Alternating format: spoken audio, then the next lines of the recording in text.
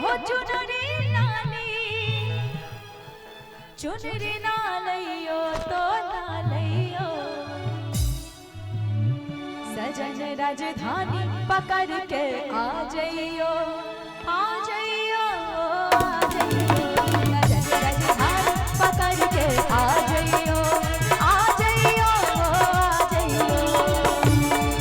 जब आई होली दिवाली तू ले आई हो चुनरी लाली,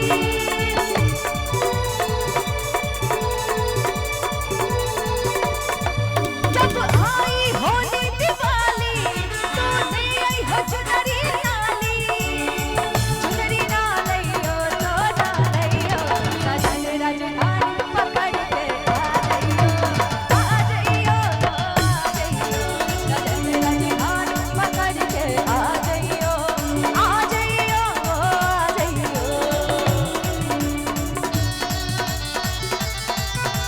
क्या बात है?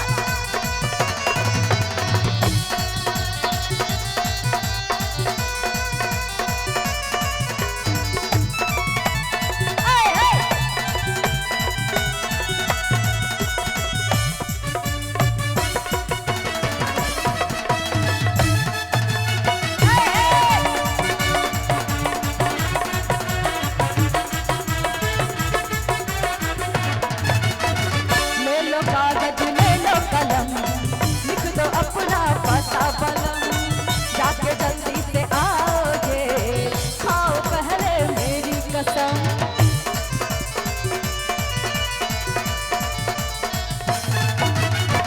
ले लो कागज ले लो कलम, लिख दो अपना पता बलम, जाके जल्दी से आओगे, खाओ पहले मेरी कसम। किया धनवान है तुझको अर्पण, लइयो भूल न जाइयो कंगन।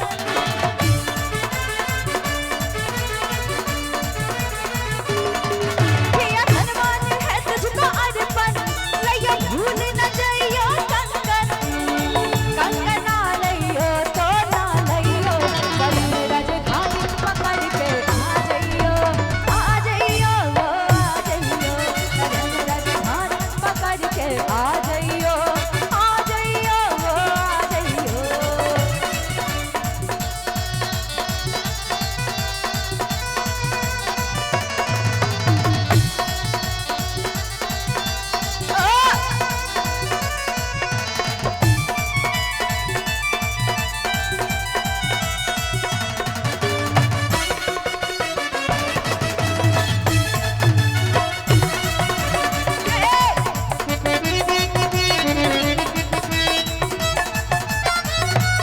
जाते हो तो जाओ सजन, वरना लाना मेरी सौतन, वरना जी ना पाएंगे, छोड़ देंगे ये जीवन सनम।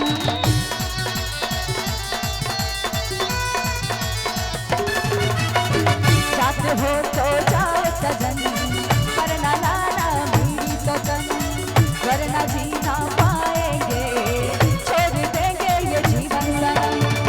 ये सौदा बड़ा है महंगा, लइयो भूल न जाइयो लहंगा।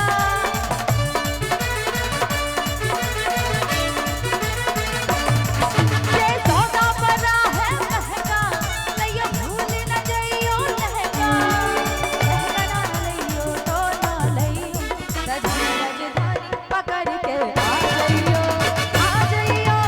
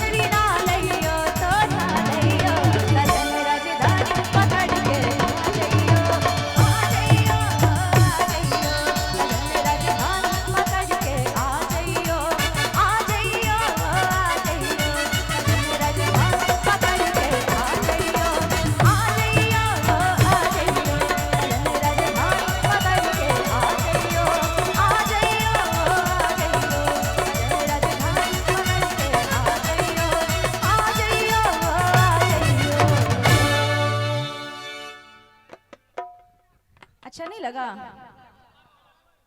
अच्छा नहीं लगा? नहीं लगा ताली क्यों नहीं बजाते हैं? अरे जितने हैं उतने ताली बजा ना दीजिए। पता चला हमारे कैमरा में लगेगा कि इतना सा आदमी था, इतना सारा था यार। ताली की गड़गड़ाहट से महफिल गूंज गया ना। हाँ और ये बहुत ही प्यारा सा गीत।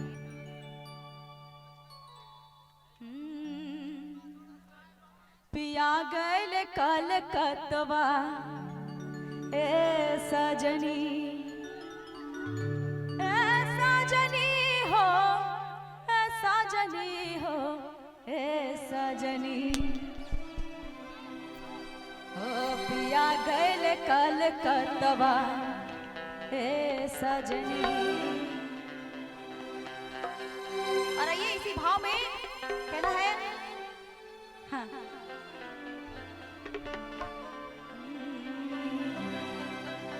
थोड़ा शांति बना के, लाइट गिर जाएगा, लाइट गिर जाएगा।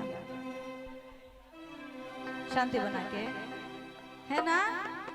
झूमना है, नाचना है, सुनना है ना? आराम से आराम से। ओ पिया गैल कलकत्तवा ए सजनी, पिया गैल कलकत्तवा ए सजनी।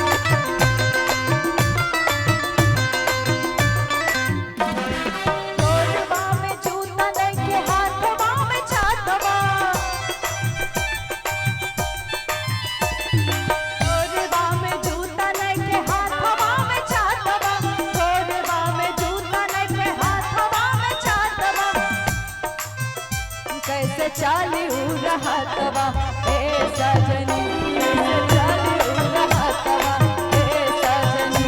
पिया गैल कलकत्तवा ए सजनी, पिया गैल कलकत्तवा ए सजनी।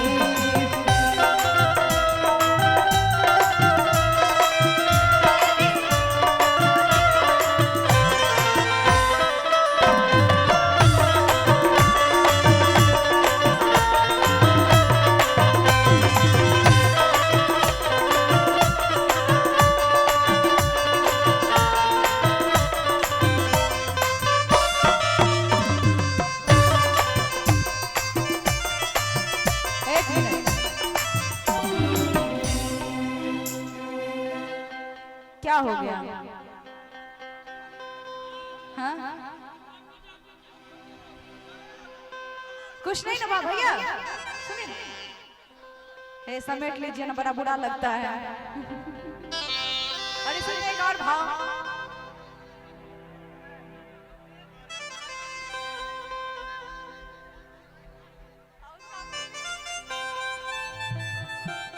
अरे ये उसी में एक और भाव।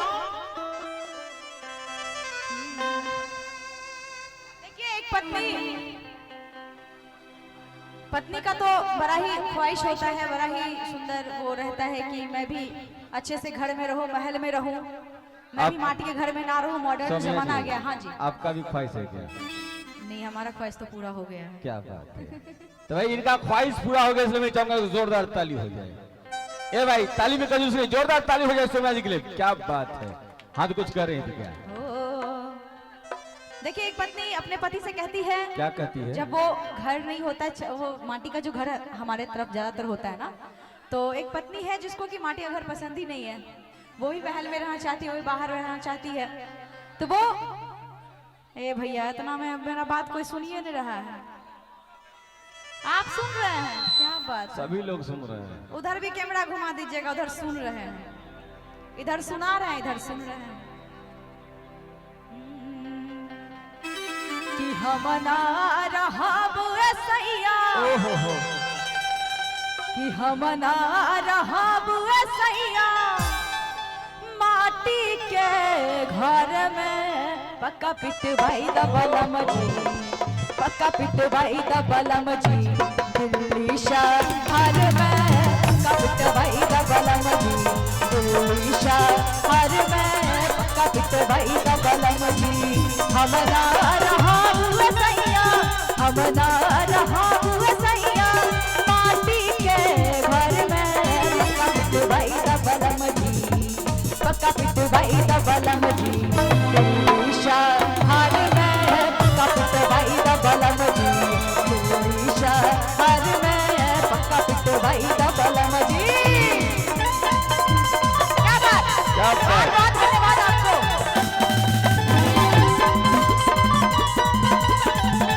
ए भाई क्या बात है सोनिया जी? नहीं है ये पानी रसीली किलो दवा पागल कहेला ना, कि हम बता नहीं है ये पानी रसीली किलो दवा पागल कहेला ना, पागल कहेला ना रे दवा पागल कहेला ना, पागल कहेला ना रे दवा पागल कहेला ना, कि हम बता कि हम बता कि हम बता नहीं है ये पानी रसीली किलो दवा पागल कहेला ना, कि हम बता नहीं है ये पानी रसीली किलो दवा पागल कहेला ना।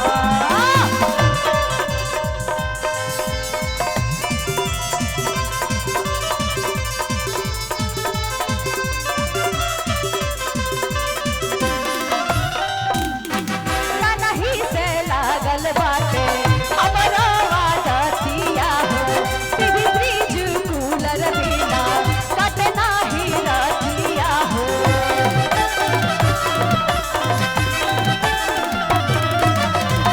नहीं से लागल बाटे हमरा आदतिया हो, टीवी फ्रिज कूलर बिना कटे नाही रतिया हो। घर के दुलारी आईली, घर के दुलारी आईली, गोइठा गोबर में पक्का पिटवाई द बलम जी, पक्का पिटवाई द बलम जी, दिल्ली शहर में पक्का पिटवाई द बलम जी, दिल्ली शहर में पक्का पिटवाई द बलम जी। हम ना रहब सैया, हम ना रहब सैया माटी के घर में, पक्का पिटवाई द बलम जी, पक्का पिटवाई द बलम जी, दिल्ली शहर में पक्का पिटवाई द बलम जी, दिल्ली शहर में पक्का पिटवाई द बलम जी, दिल्ली शहर में पक्का पिटवाई द बलम जी, दिल्ली शहर में पक्का पिटवाई द बलम जी, दिल्ली शहर में पक्का पिटवाई द बलम जी। क्या बात है? ए भाई और पक्का पिटवाली सजन जी, हाँ, दिल्ली हाँ, शहर बिल्कुल बिल्कुल शायद इसीलिए कहा गया है सोनिया जी, हाँ बिल्कुल बोलिए आपकी ना। खुली हुई जुल्फों को देखकर मुझे कुछ कहने को जी चाहता नहीं, है, अगर बोल ही आपकी दीजिए, इजाजत हो बोल तो ही मैं दीजिए। कह दूं। बोल ही दीजिए। शायद इसीलिए कहा गया है मेरे भाई कि सोनिया जी हाँ आप अपनी जुल्फ का जूरा बना लो, आप अपनी जुल्फ का जूरा बना लो। ये काले नाग कैसे घूमते हैं और पकड़ लेगा कोई बजाकर बीन, पकड़ लेगा कोई बजाकर बीन, देवकुली में बहुत सारे सपेरे घूमते हैं। शायद इसीलिए कहा गया है, कहने को तो बहुत कुछ है लेकिन समय की नजाकत है, मौसम का मिजाज है। और आप हैं माँ पेपर कप प्लेट उद्योग, आप हैं माँ पेपर कप प्लेट उद्योग, जिनकी तरफ से ये 501 रुपए का प्यार स्वरूप आशीर्वाद आया है सौम्या जी के लिए। और बहुत अच्छी बात है और सौम्या जी आपके बीच हैं। शायद इसीलिए कहा गया है कि गुलों पे रंग और कली पे निखार आई है मेरे भाई। कहते हैं कि गुलों पे रंग और कली पे निखार आई है, कि ताली बजाओ दोस्तों जानो बहार आई है। एक जोरदार ताली जाने के लिए, ताली में कंजूस नहीं होना चाहिए, है ना, क्योंकि शायद इसीलिए कहा गया है। क्या बात है, शायद इनको देखकर मुंह से आवाज नहीं निकल रहा है, आंखें शर्मा जाती हैं, लब थरथराने लगता है ना। चलिए बहुत बहुत शुक्रिया, पहले कुछ हो जाए और एक गाना और हो जाए, उसके बाद हम सूरज बिहारी जी को हम बुलाएंगे आपके साथ देने के लिए, है ना। सूरज बिहारी जी तैयार रहिएगा आप। प्रेम से मैं इस गाने को बहुत दिल से लाइक करती हूँ, जो गाना मैं गाने वाली हूँ। एकदम आवाज को बैलेंस कर दीजिए, बीच में कोई छेड़छाड़ नहीं, ठीक है। ये अच्छा है, ये अच्छा है, थोड़ा और बढ़ा सकते तो कोई बात नहीं।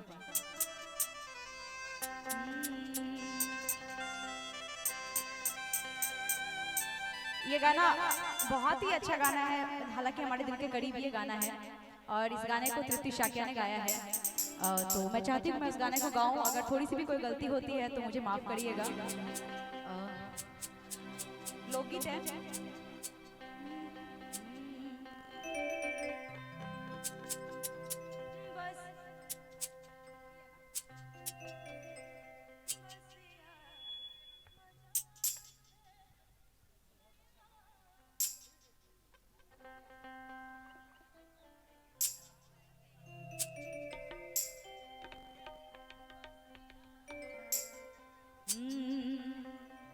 बसिया बजाव छसैया,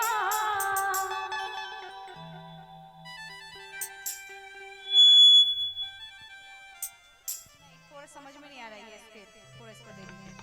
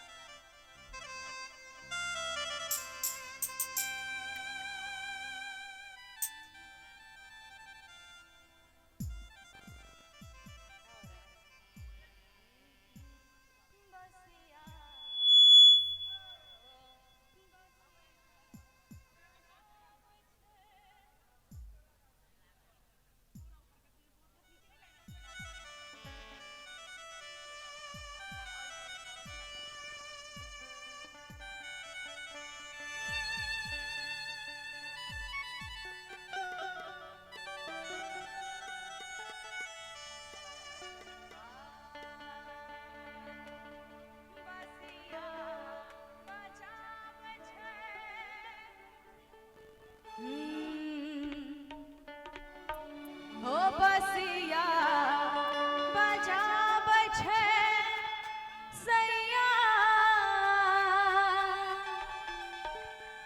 दिलधार का बन दैया। हो बसिया बजाव छसैया, दिलदार का बर दैया। हमरा बोलाब छै नदिया किनार में गी, हमरा बोलाब छै नदिया किनार में गी। बसिया बजाब छसैया,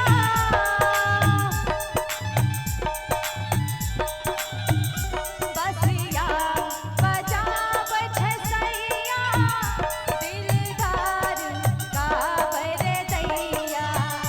बसिया बजाब छसैया, दिलदार का बर दैया। हमरा बोलाब छै नदिया किनार में गी, हमरा बोलाब छै नदिया किनार में गी।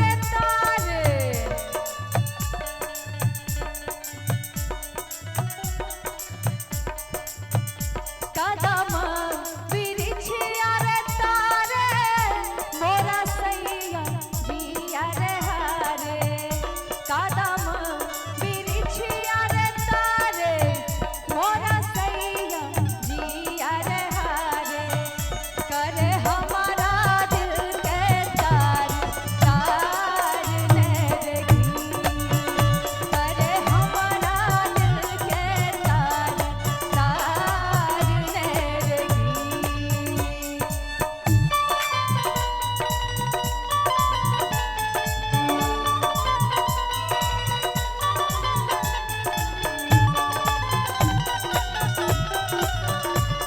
क्या बात है?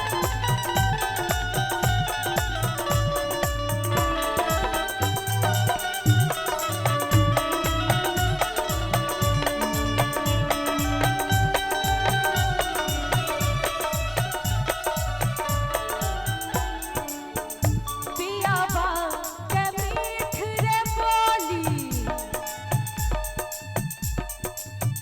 पियावा के मीठ रे बोली मनवा में मिसरी रे घोली पियावा के मीठ रे बोली मनवा में मिसरी रे घोली कहे सैया चला नदिया किनार मेरेगी कहे सैया चला नदिया किनार मेरेगी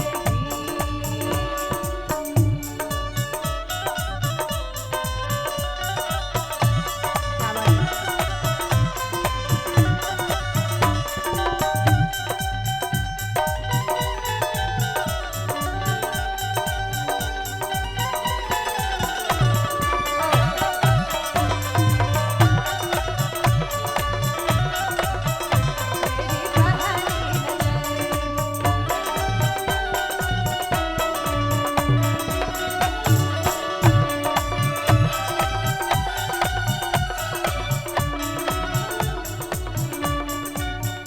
सैया के बचन रे सुनी सैया के बचन रे सुनी मनवा में हम झगुनी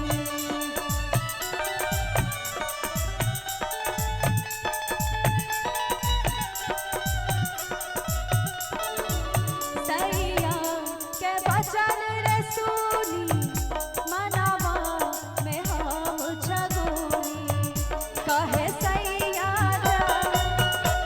किनार मेरेगी कहे सैया चला नदिया किनार मेरेगी कहे सैया चला नदिया किनार मेरेगी कहे सैया चला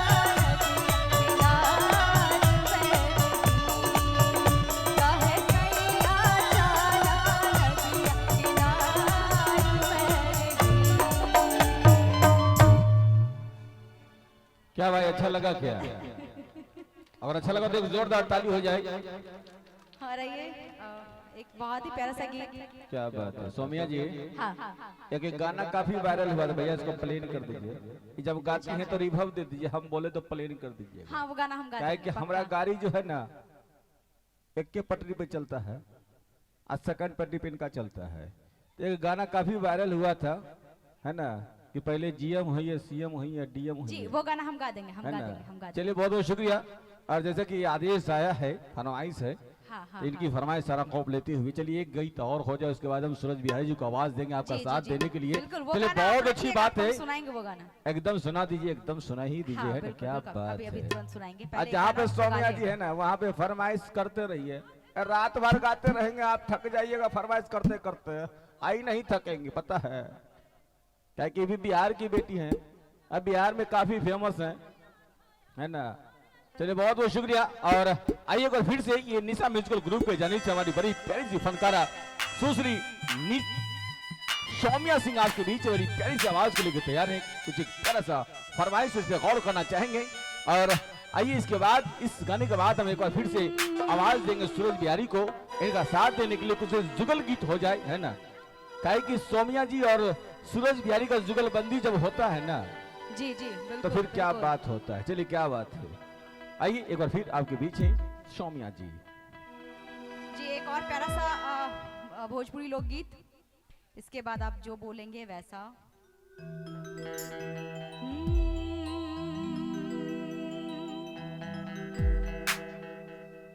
जब जब पियावा के गोरिया ध्यान धरली, जब जब पियावा के गोरिया ध्यान धरली, अपन चूड़ी गिन गिन के बिहान करेली, अपन चूड़ी गिन गिन के बिहान करेली।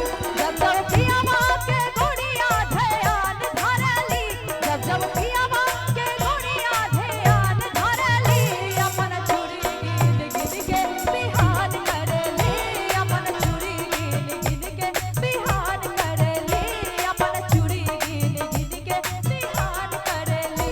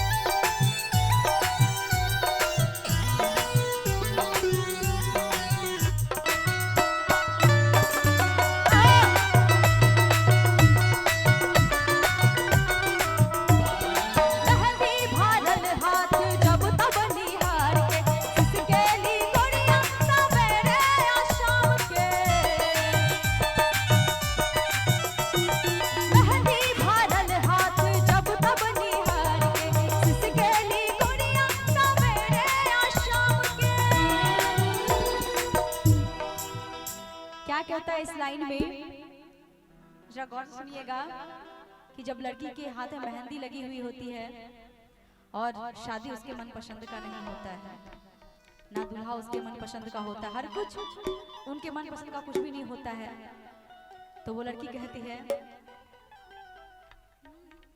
मेहंदी भरल हाथ जब तब निहार के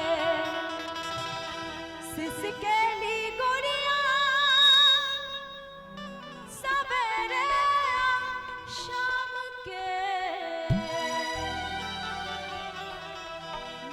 कभी कामा से मनवा के बात कहेली, कभी कामा से मनवा के बात कहेली, अपन चूड़ी गिन गिन के बिहार करेली, अपन चूड़ी गिन गिन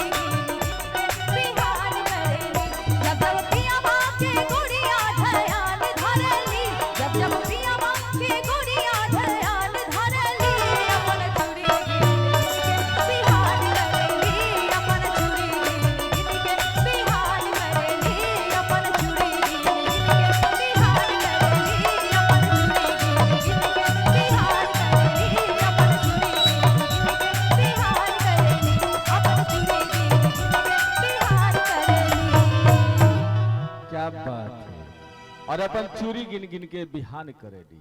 अगर आपको सोमिया सिंह का है ना, क्या बात है, विवाह हाँ, गीत भी हो विवाह जाएगा। गीत। अरे अब ये मुंडन में गाते आए हैं विवाह ना, गीत, अभी वो मुंडन भी में होगा। आए हैं ना। सोमिया जी वो भी हो जाएगा, सूरज जी आएंगे तो वो भी हो जाएगा, है ना। हाँ, विवाह गीत भी और हो जाएगा। एक बिल्कुल, आवश्यक बिल्कुल। सूचना इसी के है, लिए आए हैं आप। आप तमाम दोस्तों के लिए मैं सूचना देना चाहूंगा कि सोमिया जी का अगर आप गाना सुनना चाहेंगे यूट्यूब पे, तो आपको सर्च करना है श्री माही म्यूजिक, और आपको इनका तमाम वीडियो आपको मिल जाएगा, खासकर आज के इस अच्छा, ये कार्यक्रम जिला का। दरभंगा पड़ता है ना? जिला दरभंगे पड़ता है ना? अच्छा, तो और भैया तो सब मैथिली होगा, बाजे है झुमरो भाई। होगा। और आइए इसके बाद सोमिया जी, मैं चाहूंगा कि सूरज बिहारी जी अगर आपके साथ देने के इस मंच पे आ जाए तो फिर क्या बात है। जी बिल्कुल, एक दो गाने के और बाद मैं इस- आपको बुला लेती हूँ। इसके बाद मैं चाहूंगा कि हमारे जो भैया हैं, नाम संतोष सोनी है, बड़े भाई हैं, बड़े भाई के समान है। फर्क इतना है कि इनकी घर वाली हमारी भाभी लगती हैं और हमारी घर वाली इनके बहू लगती है ना, यही बात है ना। चलिए आगे की हाल बयां करने के लिए तैयार है हमारे संतोष सोनी जी, और जी बिल्कुल। सोनिया जी भी जानती एक हैं। दो गाने मैं गा लूं, क्या बात, अपने जरूरी पब्लिक है, को खुश जरूरी कर है, लूं, फिर एकदम मैं जरूरी सूरज है। जी को बुला क्या लूंगी। बात है। ठीक है, चलेगा? नहीं, आप जैसा बोलेंगे वैसा ही। नहीं नहीं, आज आपका मंच है सर। चलिए बहुत अच्छी बात कहे भैया ने। उम्र तो देखिए पहले, सच्चाई छुप नहीं सकती बनावट की असूलों से, खुशबू आ नहीं सकती कागज की फूलों से, लेकिन सच्चाई छुप सकती है जब आपस में मेल हो। सच्चाई छुप सकती है जब आपस में मेल हो, और खुशबू आ सकती है जब कागज में तेल हो, है कि नहीं भैया? तो ये आप गलत बोले, ये आप हमसे बड़े हैं सब कुछ में, लेकिन वाकई में सोमिया जी बहुत अच्छी गीत गाई कि जब जब जब पियावा के गोड़िया ध्यान धर ली, अपन चोरी गिन गिन के बिहान कर ली। एक बार जोरदार ताली बजा दीजिए इनके लिए। लेकिन वाकई में कहा गया है कि जिसने भी हंसा उसका घर बसा, कि जिसने भी हंसा उसका घर